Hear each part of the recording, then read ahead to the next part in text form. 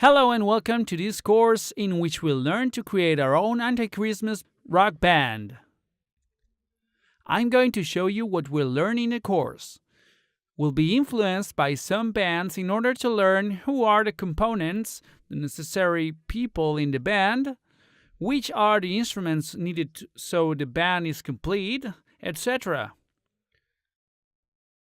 We'll also look for a name for our rock band and we'll create an appropriate logo. We'll inspire on several Antichristmas characters in order to create our own band formation. Certainly, it will be important for our character design that we learn which are the basic body types when creating cartoon characters.